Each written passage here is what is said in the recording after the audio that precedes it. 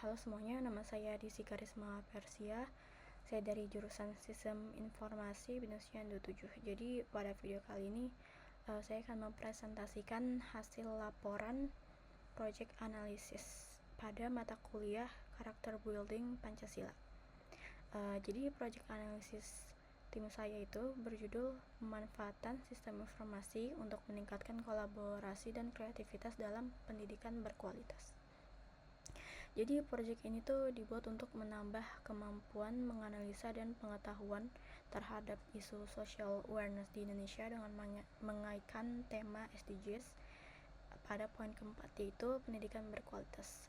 Jadi latar belakang dari proyek kami yaitu kesejahteraan rakyat adalah kunci utama dalam menciptakan kehidupan yang lebih baik dan berkelanjutan. Pemerintah Indonesia terus berupaya meningkatkan taraf hidup masyarakat melalui berbagai aspek seperti kesehatan, pendidikan, ekonomi, dan juga lingkungan. Salah satu fokus utama dalam pembangunan berkelanjutan atau SDGs ini adalah menciptakan pendidikan berkualitas.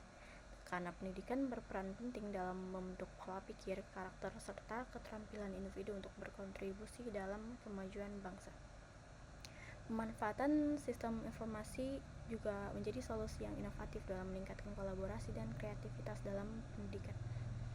Namun, masih terdapat tantangan dalam pemerataan akses teknologi pendidikan, terutama di daerah yang terpencil, yang memiliki keterbatasan infrastruktur dan juga sumber daya. Oleh karena itu diperlukan strategi yang tepat untuk mengoptimalkan sistem informasi guna mendukung pemerataan dan peningkatan kualitas pendidikan.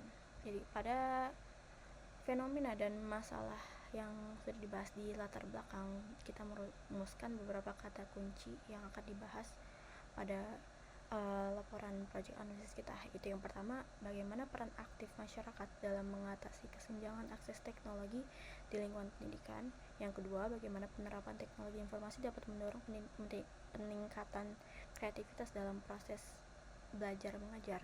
Yang ketiga, sejauh mana teknologi informasi mampu menjembatani perbedaan kualitas pendidikan antar wilayah.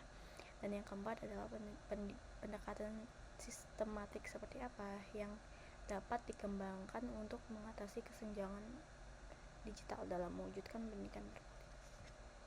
Lalu di slide ini kita akan membahas hasil temuan di lapangan. Jadi hasil temuan ini tuh kita ringkas dengan metode kita mewawancara narasumber. Jadi hasil temuan di lapangan yang sudah kita ringkas yaitu bahwa kita mendapati bahwa lembaga pendidikan yang ada di kota-kota dengan infrastruktur yang sudah lengkap menggunakan teknologi informasi pada pembelajarannya, contohnya seperti pemakaian Google Classroom, Microsoft Word, Zoom, Canva, dan lain-lain.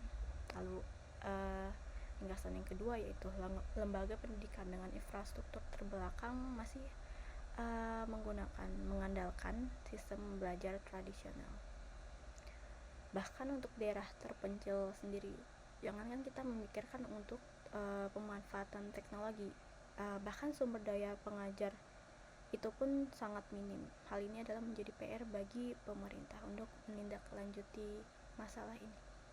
Lalu ringkasan selanjutnya yaitu lembaga pendidikan sekarang sudah menerapkan penggunaan sistem informasi untuk kolaboritas dan kreativitasnya. Namun pembelajaran basis tradisional masih menjadi sistem utama pada beberapa pelajaran seperti menggunakan buku dan juga papan tulis dan lain-lain. Di beberapa sekolah pun penggunaan sistem informasi itu sendiri menjadi mata pelajaran bagi siswa-siswanya seperti mata pelajaran TIK. Solusi yang ditawarkan pada tim kami yaitu untuk solusi dalam menanggapi tantangan pada proses pembelajaran menggunakan sistem informasi seperti memberikan pelatihan intensif pada guru dan siswa. Terus yang kedua, mendorong kolaborasi antar pihak ketiga untuk mendukung implementasi teknologi. Lalu yang ketiga, terus memotivasi para guru dan siswa untuk melihat teknologi itu sebagai peluang dan bukan hambatan.